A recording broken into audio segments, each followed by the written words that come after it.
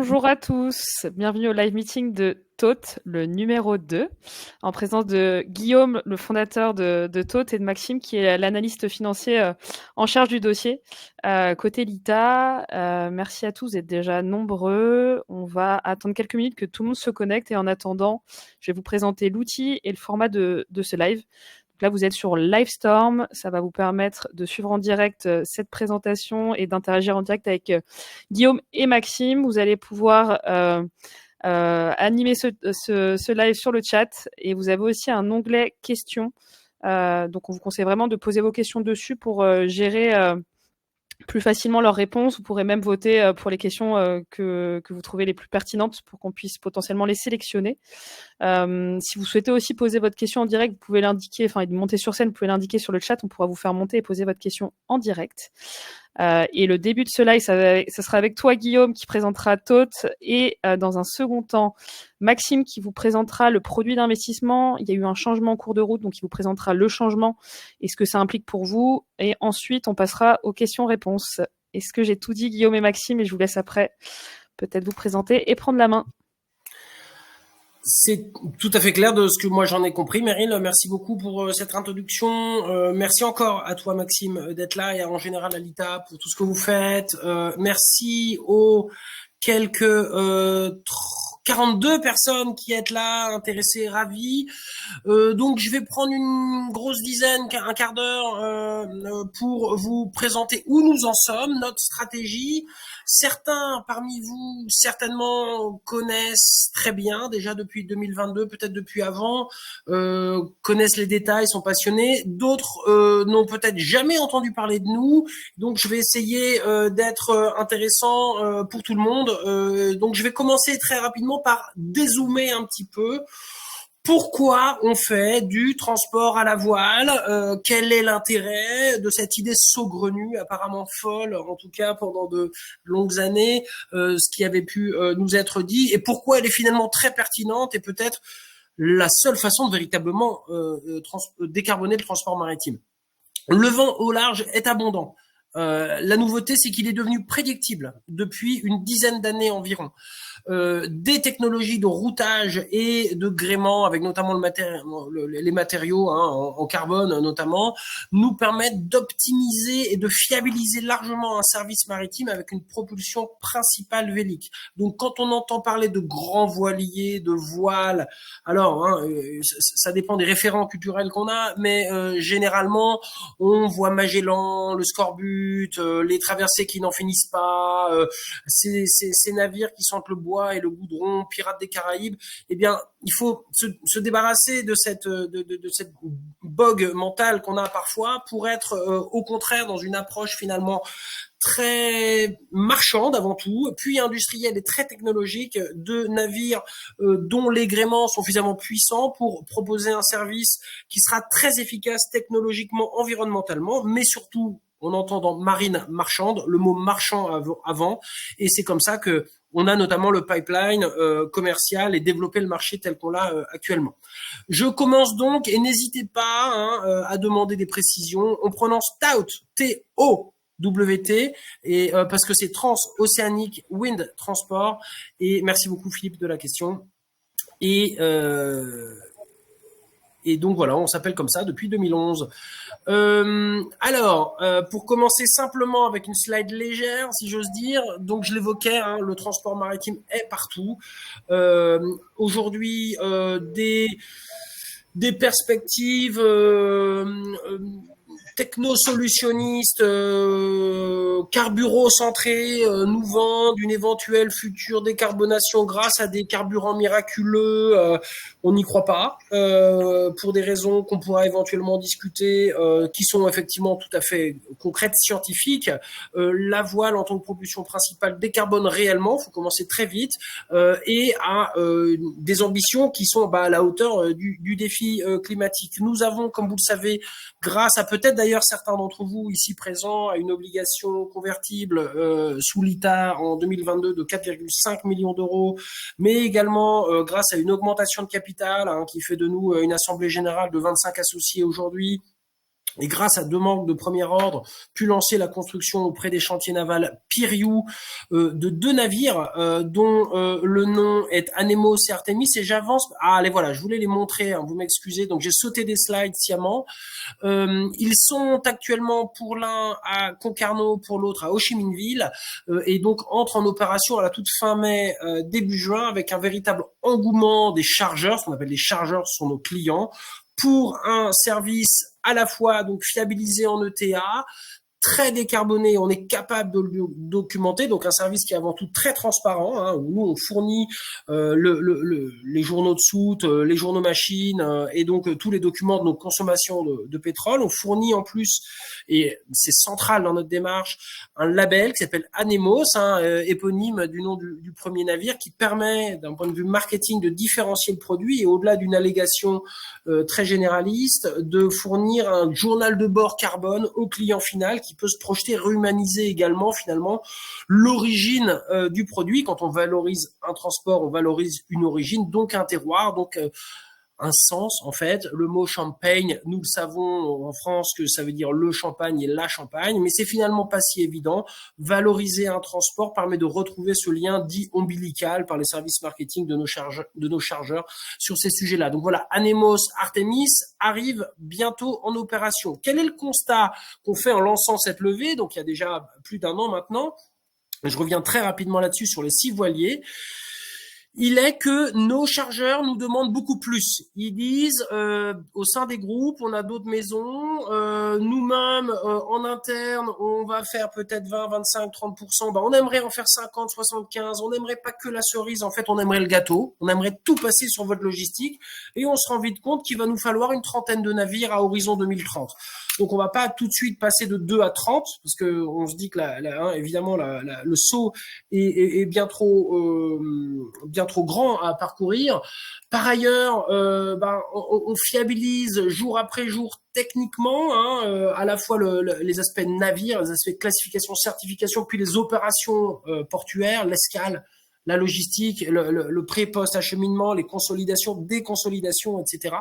Donc c'est là où nous en sommes arrivés, mais toute décision entre guillemets que nous prenions sur le fond il y a un an, 15 mois, et on le voit bien, cette levée qui est une levée dont je me félicite, qui se passe très bien, avec une très belle dynamique, grosso modo prend 1 an et demi, la construction des navires prend 22 mois, donc toute décision finalement implique l'état de la flotte dans 3-4 ans.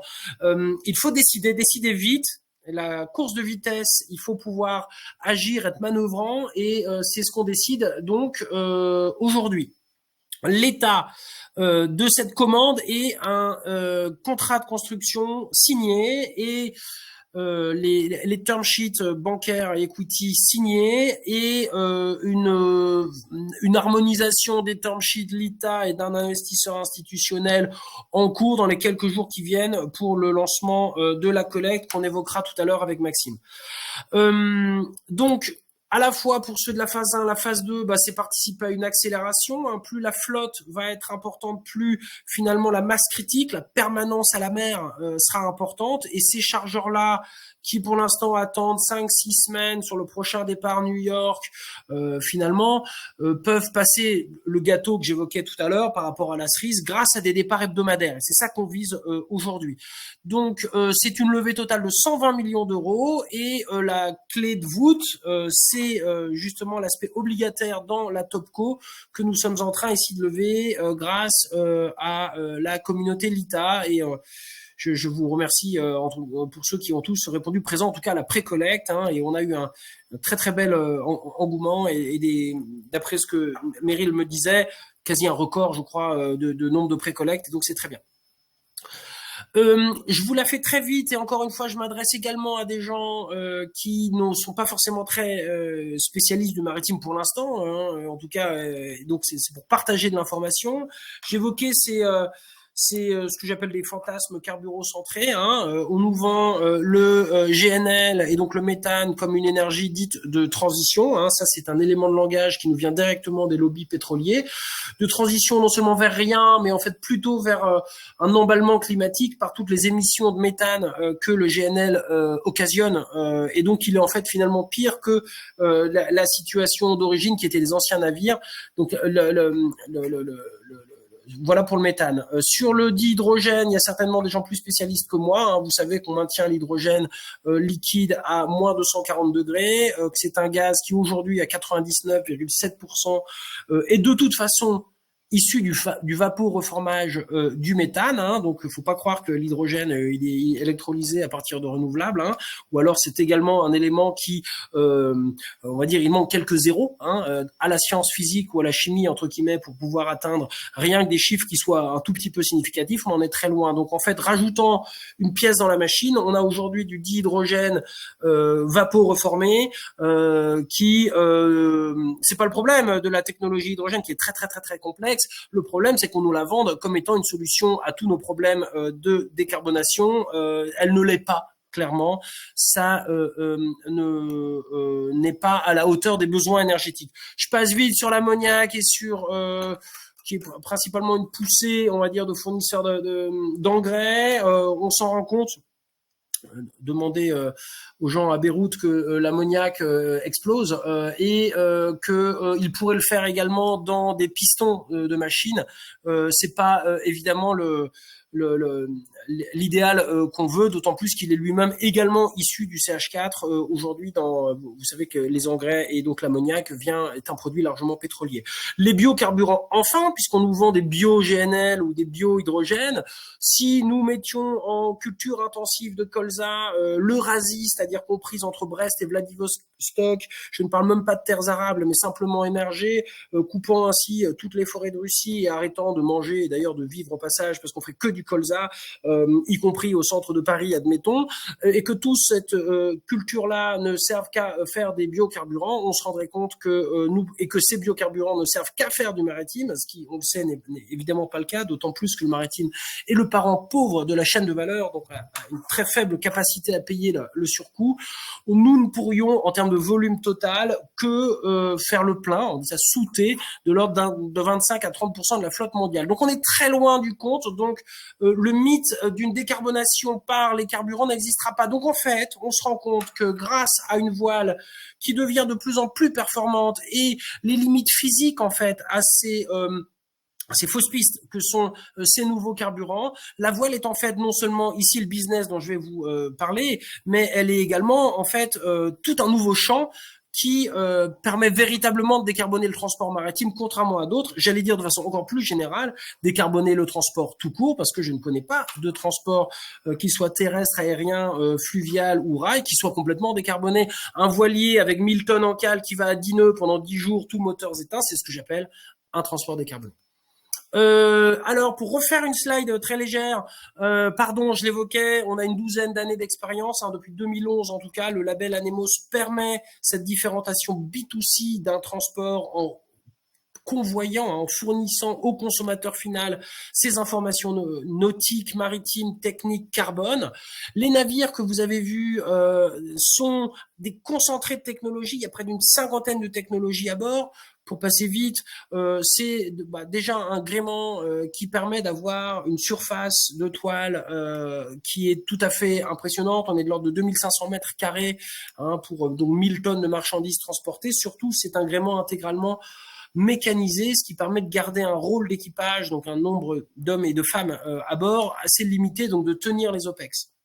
Le gréement, je l'évoquais, grâce à ces nouveaux matériaux, à l'intelligence qu'on va mettre dessus, fait que si vous prenez un illustre ancêtre, le Belém par exemple, le Belém commence à envoyer de la toile quand ils sont 30 à bord, hein. Nous, dès qu'on est 2 en quart, on est capable de tout envoyer ou tout enrouler d'ailleurs en environ une trentaine de secondes pour vous donner un ordre d'idée, alors que moi qui ai pas mal pratiqué certains phares carrés, on évoque parfois de l'établissement de gréement en plusieurs heures, hein. On peut hisser des voiles en 4 ou 5 heures de suite sur certains 3-mâts. On a énormément optimisé l'hydrodynamique du navire, son aérodynamique. C'est un navire qui, quand il est à la voile, au-dessus de 11-12 nœuds, est capable de ne même plus avoir besoin de ses propres groupes électrogènes parce que ces deux hélices tournent à l'envers et donc ces deux petits moteurs diesel électriques, bon, évidemment éteints depuis très longtemps, sont débrayés, mais l'électrique devient dynamo. Et donc on a un navire même qui est positif carbone et surtout qui continue d'économiser des émissions, mais également de l'OPEX, parce que les carburants restent de l'OPEX pour nous. En cela, il fournit également des journaux de bord qui sont opposables juridiquement dans le cadre d'un EMOS et d'un navire, on va dire, intelligent qui permet non pas de dire c'est 90% réduit, circuler, il n'y a rien à voir, c'est transporter à la voile, c'est de dire sur ce voyage, nous sommes à 93,8, sur celui-ci à 99,1, sur celui-ci, parfois on n'était qu'à 83,4 parce qu'il a fallu sortir du golfe de Gascogne, mais en tout cas on est capable de le dire et de le donner de façon extrêmement intelligence faisant de la donnée. Autour du transport maritime, je l'évoquais, on est capable d'avoir une certaine sobriété énergétique. On challenge les transports amont aval, l'entreposage, et on est évidemment, notamment au Havre, qui sera le port principal, qui est déjà le port d'attache au sens administratif, c'est-à-dire qu'il y a écrit Le Havre, comme vous l'avez vu, sous le nom des navires, sur leur étendard, sur leur panneau arrière. Il y a une plateforme de report multimodal décarboné via le fleuve, et c'est également des choses que nous sommes en train d'envisager en termes d'entrepôts verts sur la mer des Caraïbes notamment. Donc en fait, on tire vers le haut la chaîne logistique en termes de décarbonation. Ceci dit, notre métier s'arrête entre deux quais.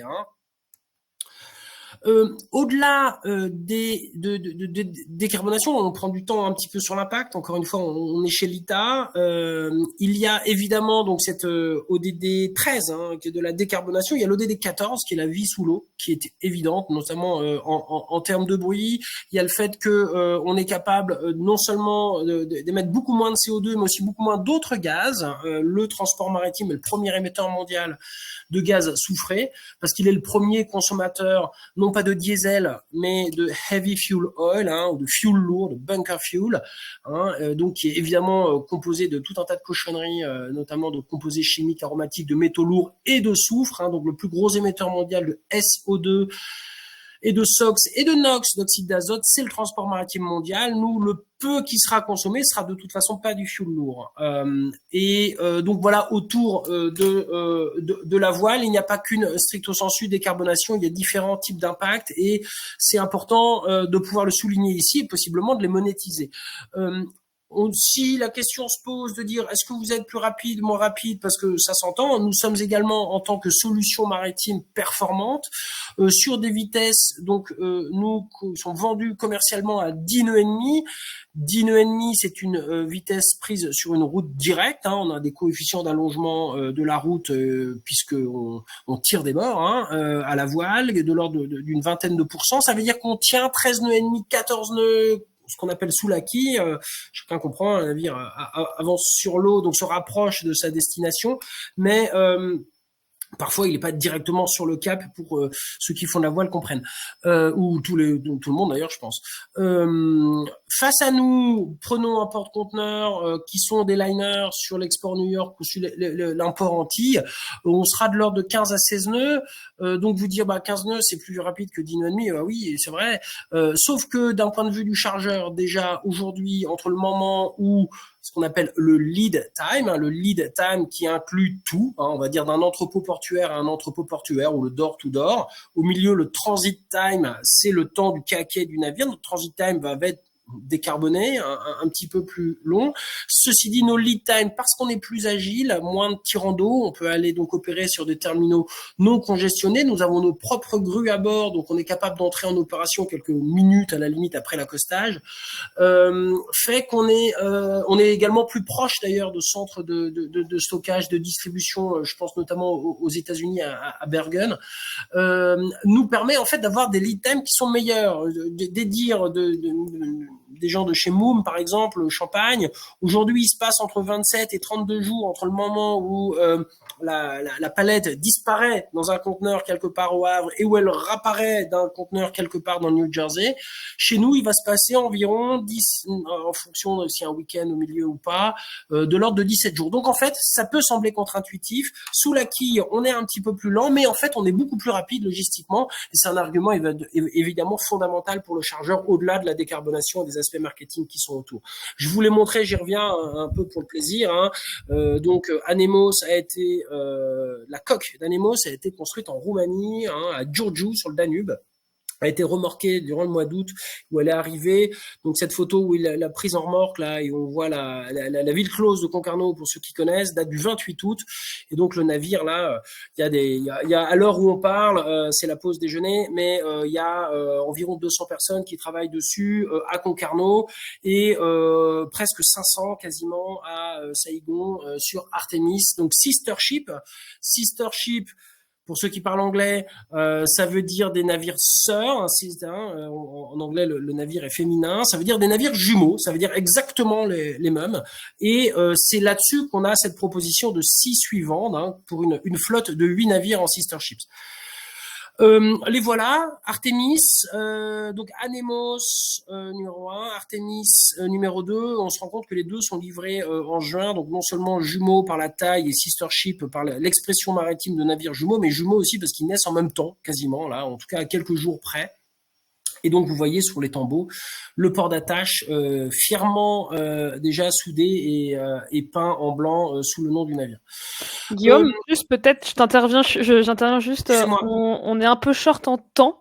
Oui, Est-ce que je tu finis. peux rapidement conclure, comme ça, il y a quand même pas mal de questions. Bien C'est sûr, pour ça que je j'arrive. pourrais répondre. Le Merci pipe, beaucoup. pourquoi nous sommes là aujourd'hui, nous aurions besoin, donc vous comprenez que le vert et la commande ferme, là le vert clair et la commande en cours, et là c'est tous les prospects, souvent incoming actuellement. Pour couvrir ce secteur, la flèche là, on aurait besoin de 27 navires. Donc on se rend compte et on voit à peu près là, donc on est sur des chiffres de novembre de pipe commercial. On voit à quel point c'est en train d'exploser et d'une certaine façon corrobore ce besoin en navires anticipé. Nous sommes ici, je l'évoquais, pour une vocation à 30 navires. C'est cette dynamique-là que nous avons actuellement. La mise en vigueur du contrat est prévue pour le 25 mars. Et donc, on est effectivement aujourd'hui sur quelque chose qui est en train de se faire. La structuration ici, certainement, on y reviendra durant les questions, mais on a ici en termes d'asset co, donc ici ce sont les deux. Je prends une minute sur cette slide, Meryl, et je passe vite après, parce qu'elle me semble importante. Les obligataires 2022 ici nous ont permis, donc dans la top co, dans la SAS Stout, de lever ces 4,5 millions d'euros et d'avoir ce premier terme de chantier qui allait avec évidemment une augmentation de capital chez nous et un arrangement au titre des financements maritimes que permettent les banques. Ici, en fait, on crée une filiale dont le seul objet est d'avoir la propriété de navires, qui est composé d'ailleurs de SPC, qui bénéficie des mêmes termes de financement bancaire au type du 39C, du CGI, le crédit bail dit fiscal, donc avec la spécificité du maritime de pouvoir réinternaliser la capacité fiscale des ventes des banques, au sein de la structuration du produit. Nous avons donc dans cet asset co ici la majorité, et c'est grâce à vous et à cet investisseur institutionnel que nous pouvons injecter de l'ordre de 11 millions et demi d'euros dans l'asset co. Ici, deux investisseurs, vous le voyez, le 1 qui nous rejoint à notre capital actuellement dans le cadre de ce financement et prend une part principale, on va dire, dans ce co-invest ici, et un investisseur 2 qui est spécialisé dans le maritime, l'investisseur 1 étant spécialisé, on va dire, dans l'impact, et d'ailleurs nous met la barre très haut au niveau de tout ce qui est taxonomie, RSE, etc. Voilà où nous en sommes. En mars 24, on met en vigueur la commande des 6 navires, tout en étant des phases de test à la mer des 2 premiers. Et la 6e unité, en fait la 8e, il y en a déjà eu 2, sera livrée pour mai 2027, donc 8 navires en opération sur mai 2027, et donc ce fameux départ hebdo, le Havre New York, qui nous est aujourd'hui extrêmement demandé par les chargeurs. Merci infiniment, désolé, j'avais voulu introduire de façon un petit peu on va dire macro, le truc, et j'ai pris un peu plus de temps que prévu. Meryl, Maxime, C'est pas grave, Guillaume. éventuellement On t'en veut pas. Et je laisse Maxime compléter, surtout qu'il y a une question, Maxime, sur... donc tu pourras peut-être déjà y répondre sur le changement de taux et de produits. Donc peut-être introduire... Ah, je vois que Maxime est parti pile au moment où on avait besoin de lui. Mais peut-être qu'on peut déjà expliquer, Pour être même très genre, clair, je vais juste introduire, il va revenir dans 10 secondes, j'en suis certain, et je le dirai avec mes mots, mais de toute façon Jean-François est là. En 2022, il s'agissait d'une obligation convertible à des fins de non-conversion, hein, donc ce serait vraiment une situation de stress pour qu'il y ait cette convertibilité en attendant que l'entreprise aille mieux, hein, et éventuellement se refaire la cerise.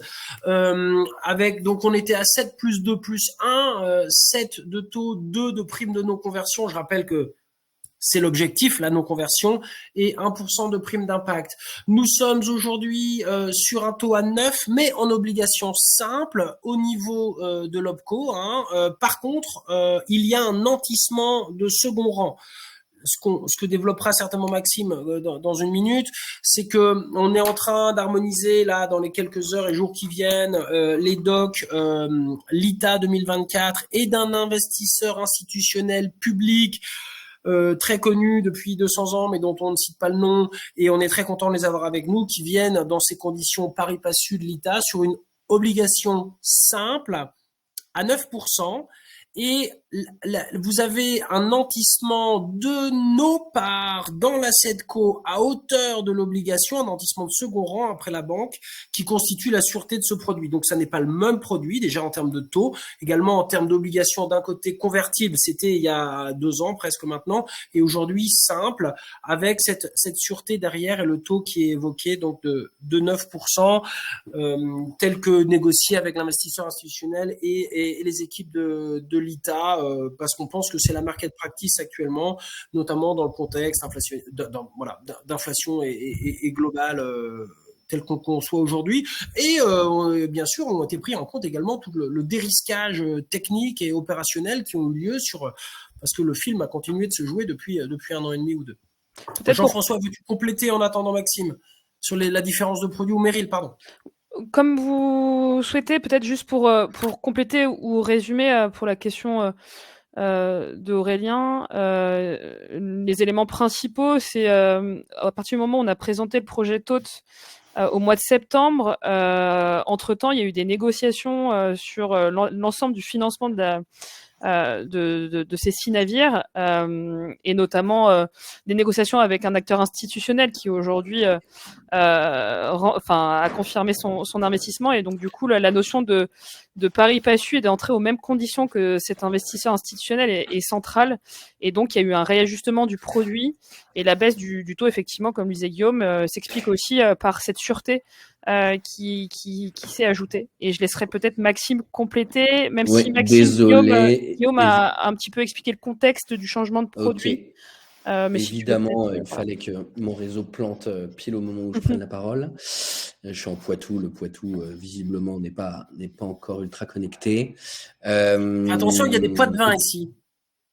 Ouais. Mais peut-être que les bateaux Tout seront mieux connectés avec Starlink que Mais d'ailleurs, il y a Starlink, oui, tout à fait.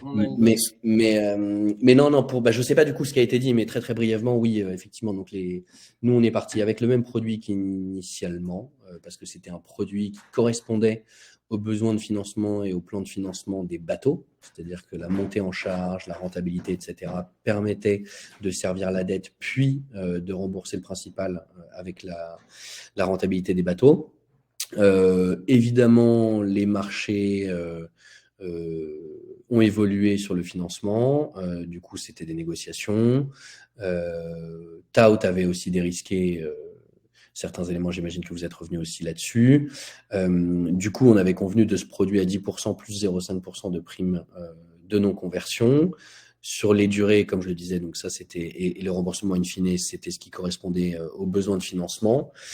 Et puis, effectivement, avec cet acteur institutionnel, le choix a été fait, de leur part d'ailleurs, c'était leur volonté, d'utiliser plutôt une sûreté qu'une option de conversion qui les rapprochait de l'actif et qui trouvait plus avantageux.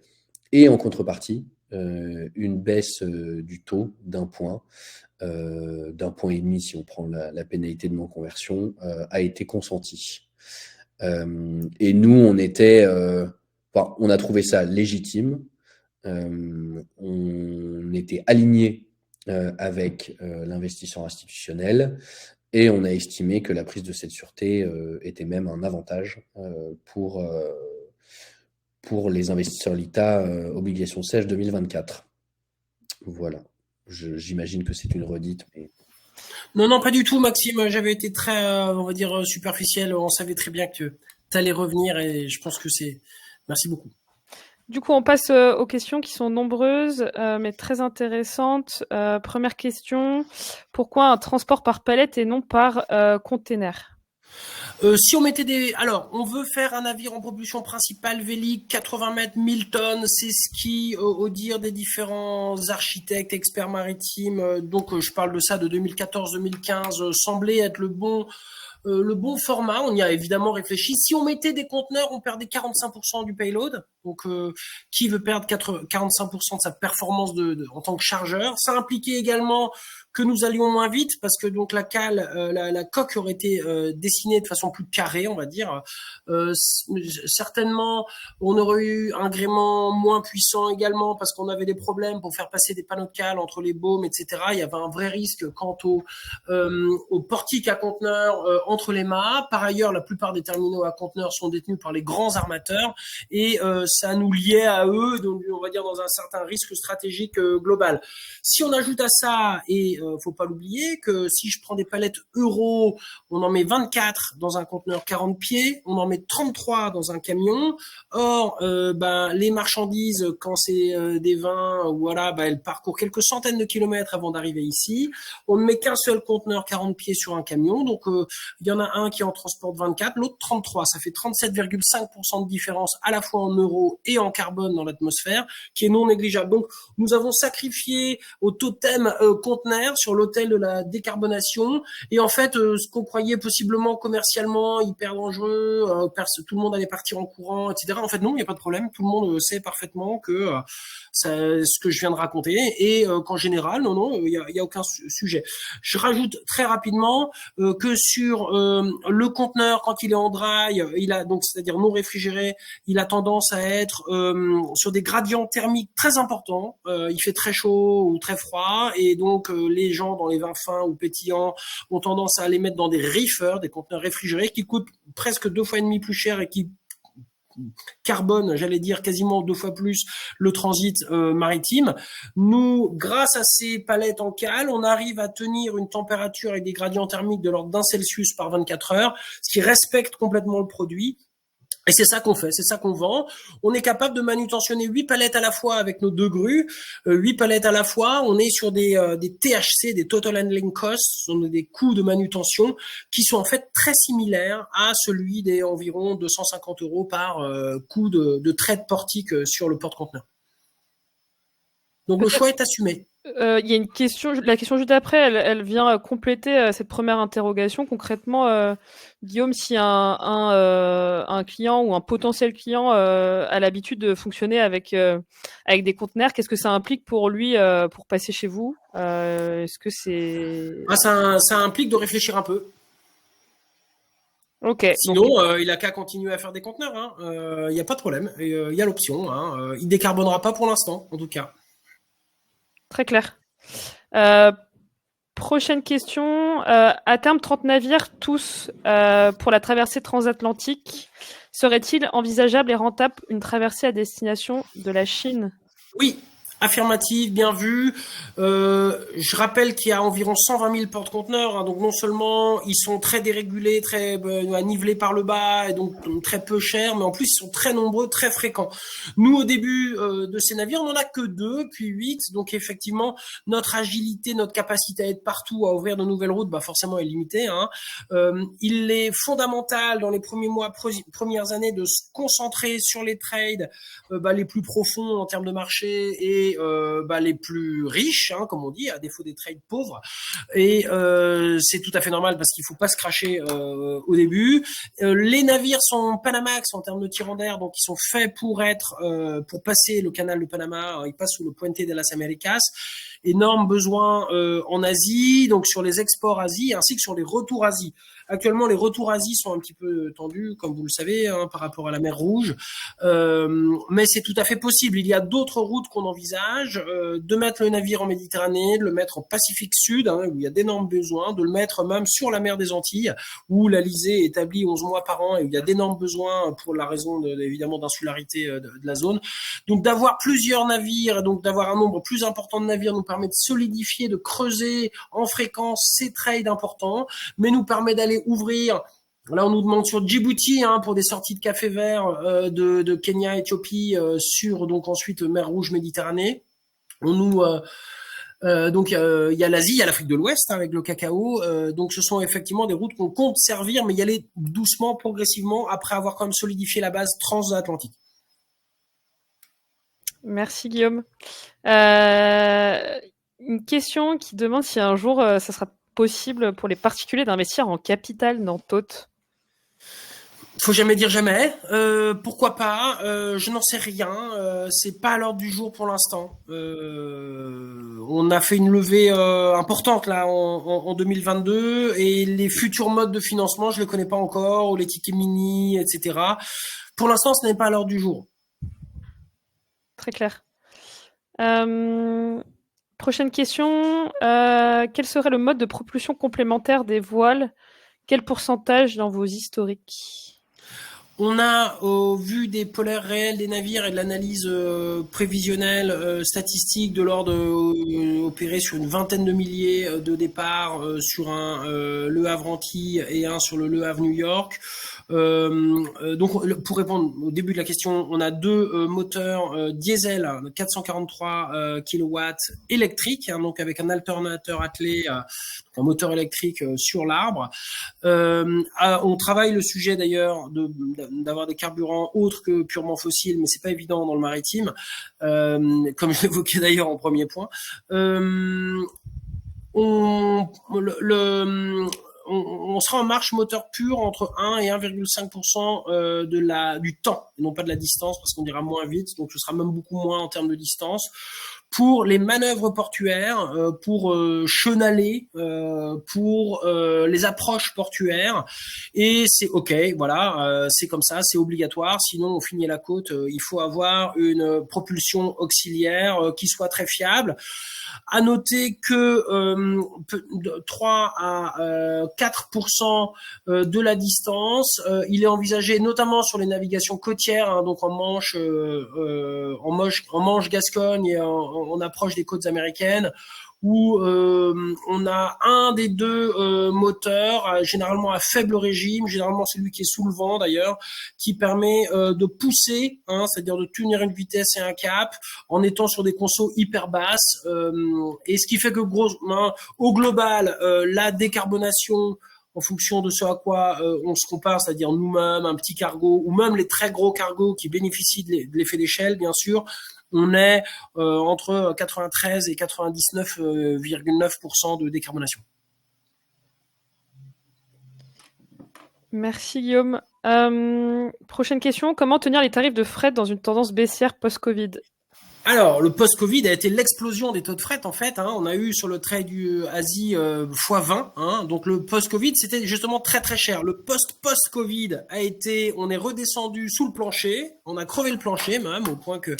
Et là, la tendance, en gros, post-mer Rouge, est à nouveau une multiplication des taux de fret par 3 ou 4. C'est-à-dire que, y compris des chargeurs tout à fait industriels, des freight forwarders, ou même des grandes multinationales, ne savent plus à quel se vouer par rapport à ce transport maritime, en fait, qui internalise véritablement un risque. Personne ne comprend ce yo-yo là que font ces transports maritimes. Il a d'ailleurs en lui, de façon inhérente, des clauses de backing de ces taux de fret au coût du pétrole, qui en lui-même, personne ne maîtrise les coûts du pétrole. Si le pétrole se multiplie, le taux de fret immédiatement aussi. Donc pour des entreprises qui se projettent mondialement, Martel exporte 98% de son cognac, c'est comme ça, c'est un marché à export. Le café est importé à 100%, l'apprend pas.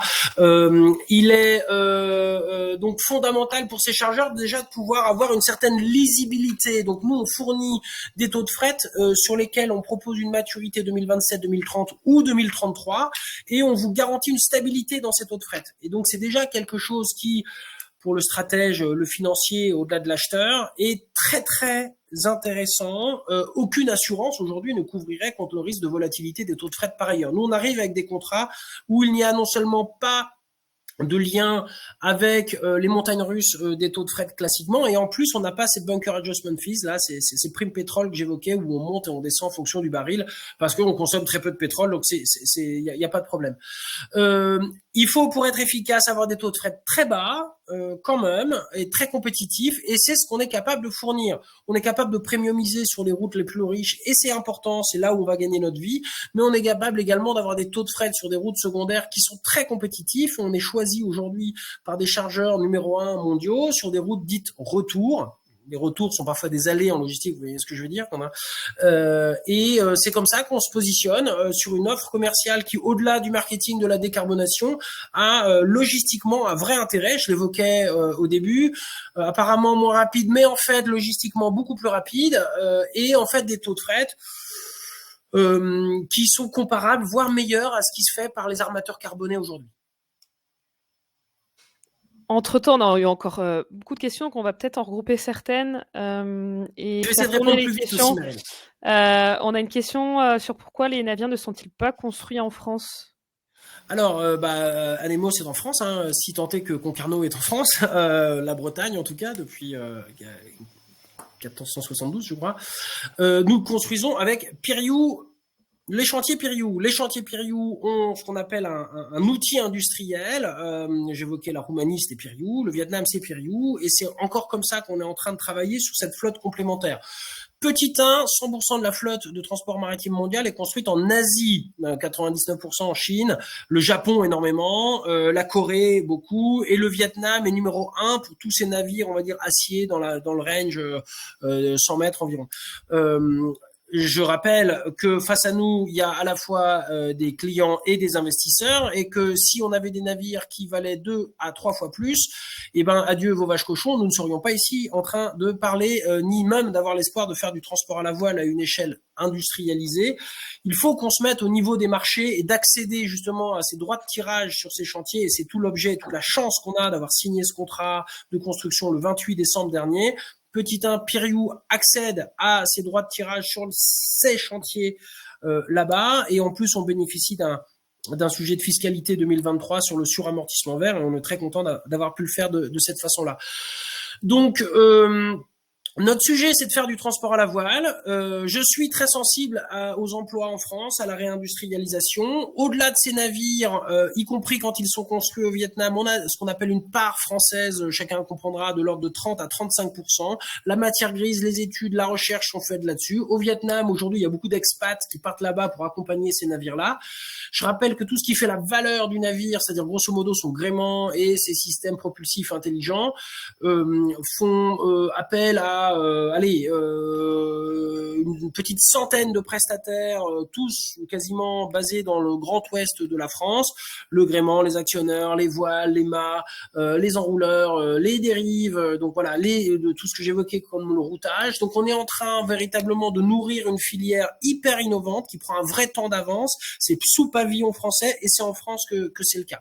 Voilà ma réponse, hein. Du réalisme industriel, mais en même temps une vraie valeur ajoutée, une sorte de génie français qui est derrière, qui est pas le mien, hein, qui est ceux des centaines de personnes actuellement en train de travailler sur ces navires-là. Je pense que c'est très clair. Merci beaucoup, Guillaume. Il y a une question sur les différences avec Neoline, et une autre question plus largement, quels sont vos concurrents ? Donc, je me permets de les regrouper. Oui, très bien. Nous, on considère que nos concurrents, ce sont les armateurs carbonés, hein, et donc Neoline n'est pas un concurrent, ni les autres. Au contraire, ce sont des confrères. Hein, ce sont des gens qui vont dans le même sens que nous, des gens qui certainement font le même constat que nous, y apportent des solutions qui sont les leurs. Encore une fois, ces quelques noms sont des Français. Ça, c'est pour les armateurs véliques ou ceux qui aimeraient l'être. Il y a également en France des gens qui font des kites, pensons à notre ami Yves Parlier chez Beyond the Sea, des gens qui font des rotors, des gens qui font des gréements, rigides ou pas, et c'est à nouveau des technologies françaises, et tant mieux, non pas par esprit, je sais pas, patriotique ou quoi que ce soit, mais c'est quand même ici que c'est en train de se passer. Il y a une sorte de un peu de zeitgeist, hein, qu'on voit, on a l'impression d'être un peu des pionniers, et c'est hyper intéressant et passionnant techniquement. Neoline, j'estime énormément Jean et Michel et les fondateurs. Neoline, c'est un roulier. Neoline, c'est des voiles rigides. C'est sur d'autres routes. Donc voilà, c'est une autre proposition.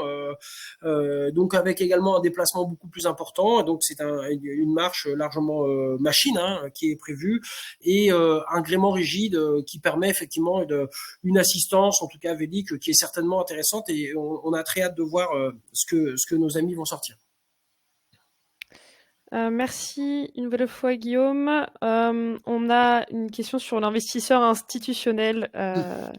Donc pour le moment, on ne peut Je vais pas la faire dire très le nom. courte, et on n'a pas l'autorisation de le citer. Il n'y en a pas 35 000. C'est un investisseur institutionnel français qui est là depuis 200 ans et qui sont. On est très content qu'il soit là. On ne peut pas dire son nom, donc voilà. Du coup, une question sur les contrats signés. Selon les contenus des contrats signés ou en discussion, quel serait le taux de remplissage de ces 6 navires? Si on le prenait grosso modo à l'heure actuelle sur ces 6 navires, on est de l'ordre de 60-62%. Derrière, il y a d'énormes disparités. Il y a des taux de remplissage à près de 200% sur certaines routes, d'autres où on est à 20, 25, hein, souvent des frais plus pauvres, plus difficiles à trouver. Ce qui fait vous aviez vu la flèche, hein, et les secteurs verts en bas sur le pipe commercial. On est déjà au-delà du break-even en termes de pipe commercial sur les 8 navires. Top. Je regroupe 2 questions. Est-ce qu'on peut expliquer, peut-être Maxime et Jean-François, les implications, enfin, ce que c'est un nantissement de second rang pour les obligations, et l'implication d'être de second rang sur la sûreté? C'est des termes techniques. Je pense que pour les novices, c'est pas évident à comprendre. Peut-être essayer de vulgariser. Je vais prendre la main là-dessus. Concrètement, un nantissement, c'est une garantie sur un bien, en l'occurrence sur les actions que Todt va détenir sur la SETCO. La SETCO, c'est elle qui va porter ces 6 nouveaux navires. Donc c'est une garantie directe sur les biens de cette SETCO, enfin sur les produits de cette SETCO. Donc une garantie directe là-dessus. Le fait qu'elle soit de second rang, c'est parce que la banque, qui est le prêteur senior, a demandé un premier rang sur cette garantie. Donc l'ITA et l'investisseur institutionnel bénéficient d'un second rang. C'est peut-être pas mal d'avoir le schéma sous les yeux si on a d'autres questions qui sont sur le produit et la structuration. Yes. Et c'est lié au remboursement, finalement. Exactement. Concrètement, c'est une garantie en cas de défaut de Todt. C'est-à-dire que comment ça peut se réaliser, soit les remontées de dividendes de la SETCO sont bloquées au bénéfice des garanties, hein, de ceux qui bénéficient de ce nantissement, soit la propriété même des parts peut leur revenir en garantie de ce qui ne serait pas payé par Todt. Donc en résumé, le produit réunit le meilleur des deux, puisque vous avez la garantie qui porte directement sur les actifs, hein, ceux qui sont portés par la SETCO, mais en même temps une créance sur Todt, qui est la société qui opère ces bateaux. Merci beaucoup, Jean-François. J'espère que c'était clair. C'était les questions de Nadine et Brigitte. N'hésitez pas à compléter si vous avez d'autres interrogations sur ce concept. Il y a une question, je pense, qui peut être intéressante. Maintenant, je vais les sélectionner. Quels sont les plus gros risques du business de Todt, commercial pour d'interrogation ou technique? Ce serait une perte de confiance des clients qui se détournent de nous, qui rompent les contrats, et des prospects qui du coup ne viennent pas, etc. Ça viendrait certainement de problématiques techniques. Petit 1, les navires marchent pas, ça va pas assez vite, etc. Ou petit 2, ils décarbonent pas assez, donc en fait tout ça ne sert à rien. Donc pour répondre à ces risques-là, on fait tout effectivement pour que techniquement les choses marchent super bien. On se rend compte tous les jours actuellement qu'on a de nouveaux chargeurs, de nouveaux prospects sur info là qui nous écrivent qui viennent de différents secteurs là. On avait de la cosmétique, de la pharma, d'electronic device, du healthcare, qui sont pas des produits auxquels on s'attendait à la base des armoires électriques, des nacelles, des panneaux solaires. C'est ce qu'on est en train de recevoir actuellement. Les plus gros risques seraient de façon des taux de fret très très bas, de façon très très durable, ne seraient pas positifs pour nous ni pour nos confrères d'ailleurs, ni d'ailleurs pour les armateurs classiques qui se retrouveraient malgré les années grasses finalement à court de liquidité. Des méga grèves de dockers, c'est pas terrible, des choses comme ça. Mais comme toute entreprise, elle comporte des risques et des bénéfices, et en tout cas on pense largement identifiés et en tout cas adressés. Et oui, juste pour le choix de gréement, les choix techniques qui ont été faits à bord en termes d'architecture navale, de design navire, ont été très agricoles entre guillemets. On n'a pas du tout voulu d'usine à gaz ou de trucs très compliqués ou de bateaux super sexy dans tous les sens, parce que on se méfie énormément de ces choses-là. La plupart du temps, ça marche pas. Une question peut-être qui est en lien avec cette précédente question. Est-ce que vous avez des craintes sur d'éventuels jeux politiques que le poids financier des entreprises de cargo conventionnels pourrait influer? Concéder des avantages sur le fuel ou prioriser les cargos conventionnels? Oui, alors j'avais lu la question, j'avais pas trop comprise au début, mais en fait j'ai compris entre guillemets ce qui pourrait être derrière. La bonne nouvelle, c'est que il y a une réglementation internationale qui commence à s'appliquer d'ailleurs depuis le 1er janvier 2024, qui est l'ETS, l'EUETS, donc Exchange Trading Scheme, le marché aux émissions européen, qui implique déjà une réglementation pour tous les navires en escale en Europe, qui fait qu'il y a une surcharge ETS. Elle est marginale, mais elle existe. Et puis, a priori, elle est là pour commencer à croître derrière. Je pense que le poids politique ou en termes d'influence que peuvent avoir des grands armateurs, il peut se faire au niveau européen. Je rappelle que l'Europe n'est pas leader dans beaucoup de secteurs, sauf dans l'armement maritime. Les 4 plus gros armateurs mondiaux sont tous, aux conteneurs en tout cas, sont tous européens. CMA, MSC, Maersk et Hapag. Je l'expérimente de façon très concrète. Le sujet, en fait, il est en France. Il est face à cette voie française qui est le GNL. Ils veulent nous vendre un GNL décarboné, ce qui est évidemment est une tromperie intellectuelle.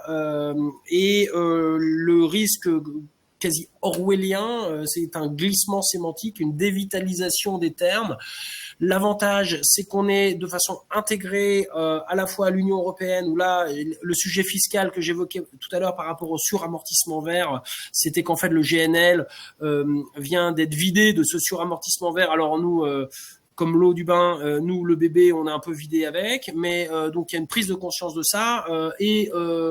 Au niveau de l'OMI, qui est pas une filiale, mais une organisation des Nations Unies, il y a effectivement une prise de conscience avec moins 50 d'ici 2050.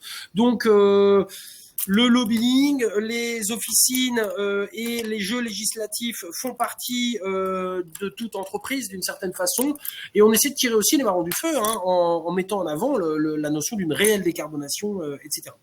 Les jeux géopolitiques, parce que le mot était là, les outils en mer Rouge là pour ramener Artemis depuis le Vietnam, certains ont peut-être réfléchi à ça. C'est pas une très bonne nouvelle pour nous, mais c'est un autre jeu derrière. Vous avez compris. Ce qui se passe à Panama, c'est plutôt des causes du réchauffement climatique. Il n'y a plus assez d'eau pour passer. Bon, nous, on n'a pas de problème de tirant d'eau, évidemment, mais il y a la queue devant, les primes deviennent folles, etc. Donc, il y a aussi, entre guillemets, le big game de la grande géopolitique sur lequel on est tous. Je pense qu'on est sur des navires plus agiles, parce que plus petits, donc moins de tirant d'eau et plus fréquents. Et donc, en fait, c'est peut-être d'une certaine... Et je rappelle que les porte-conteneurs sont très largement vides aujourd'hui, que certains des conteneurs, 40% des conteneurs qui transportent sont eux-mêmes vides, c'est ce qu'on appelle du repositionnement. Donc, parmi ces risques-là, on on est peut-être paradoxalement small is beautiful, peut-être plus résilient, peut-être plus adaptable. Guillaume, je te propose, je pense qu'on peut prendre encore 3 questions, mais il faudra être court. Je vais prendre les 3 qui ont eu le plus de votes. La première, elle concerne une donnée qui est mise dans le dossier d'investissement. Je ne sais pas si vous l'avez en tête avec Maxime aussi. Est-ce que vous pouvez faire un retour sur la partie résultats prévisionnels en page 24 du dossier d'investissement? Pourquoi les CEE en subvention sont intégralement sur 2024?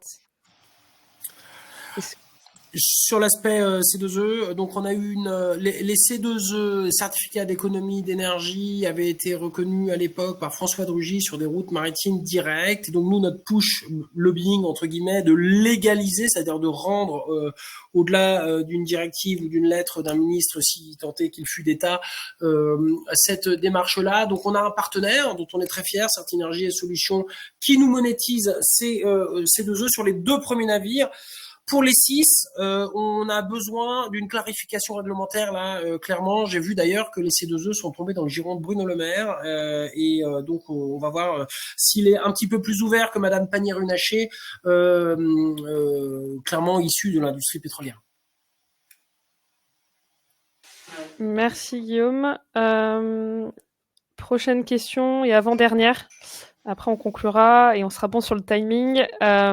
Pour la planification et la gestion des opérations, avez-vous développé vos propres outils internes ou utilisez-vous plutôt des outils d'éditeurs externes? On fait appel à des logiciels externes, on les a pas développés nous-mêmes, sur tout ce qui est plan de stab, plan de chargement, etc. On a aujourd'hui plusieurs C1, plusieurs officiers de marine marchande, superintendants, directeurs de flotte, donc des gens infiniment plus compétents que moi là-dessus. Sinon, notre volonté, ce qu'on appelle le ship management, c'est de faire tout en interne. On fait pas appel à du shipman externalisé, ni à du manning, c'est-à-dire on va pas faire appel à des sociétés qui nous trouvent des matelots un peu partout, c'est nous qui recrutons tout le monde en interne. Et c'est important pour nous en ça d'être armateur, d'avoir cette compétence en interne. Et dernière question, et puis après je conclurai peut-être avec les prochaines étapes de la levée de fonds pour les particuliers. Est-ce que, Guillaume, tu pourrais expliquer comment la société TOT est gérée, les prises de décision, la gouvernance? Avez-vous prévu de renforcer certaines fonctions pour accompagner la croissance? Nous sommes en SAS, donc les 2 cofondateurs, donc je suis l'un des 2, on détient actuellement une majorité. On a un comité stratégique avec 3 membres hyper stratégiques et 3 censeurs, donc des armateurs, des financiers également. Parmi à l'AG, les 25 associés, on a des Mare Angels, s'il y en a certains, on les salue. On a donc des gens justement issus des C2E, des fonds bancaires, des fonds issus notamment de tout ce qui est de immobilier d'entreprise, entrepôt. Et des fonds impact. On a donc 4 comités stratégiques annuels. On est dans une philosophie beaucoup de la transparence avec nos associés. Et si certaines fonctions, oui, bien sûr, on est collé au siège là par la croissance, donc sur tout ce qui est support, RH. On est marketing, communication, etc. On est en train de recruter du monde. Ouais.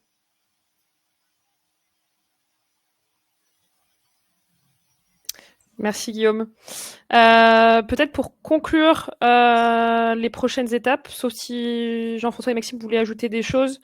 Il reste des étapes juridiques. On maîtrise pas 100% le timing, mais on s'est fixé un cap. On espère pouvoir le tenir. Dans tous les cas, soyez près de vos mails cette semaine pour ceux qui souhaitent vraiment investir. Parce qu'il y aura du bon. Donc, a priori, on va essayer de tenir le cap de vendredi prochain midi. On vous dira si y a un petit changement de planning, mais on va essayer de tenir ça. Et dans tous les cas, on vous enverra un message si vous avez manifesté un intérêt sur lita.co. On vous enverra un mail qui vous dira à quelle heure, quel jour ça passe en collecte pour que vous puissiez vous tenir prêt. Ceux qui n'ont pas complété leur profil, je vous invite à vraiment à le faire rapidement. On a 6,3 millions d'intention d'investissement pour une poche France-Belgique à 5 millions. Ça risque d'aller vite, ça devrait aller vite. Donc, soyez près de vos mails, préparez votre profil Lita et il n'y aurait plus qu'à investir quand on vous donnera le top. Et peut-être le mot de la fin pour toi, Guillaume. Merci à tous d'être là, tout simplement. Un seul mot, merci. Et merci à tous. Et pour ceux Parfait. pour lesquels on n'a pas pu répondre, à la majorité de vos questions. Enfin, certaines questions sont restées sans réponse pour tenir le timing. Vous pouvez mettre, vos questions directement sur la fiche projet de TOT et on pourra y répondre. En plus, ça pourra bénéficier à tous les autres qui n'ont pas pu assister à ce live. Et le replay vous sera envoyé après l'événement. Dans les prochains jours. Petit message, Meryl, on va baptiser Anemos au Havre début juin. Vous serez évidemment. Alors, est-ce que ce sera formellement invité? En tout cas, vous l'êtes évidemment. Donc, surveillez ça. Tous les investisseurs en tout cas. Tous les investisseurs en tout cas. Donc, oui, c'est ça. voilà. Merci à tous. Merci. À bientôt. Merci.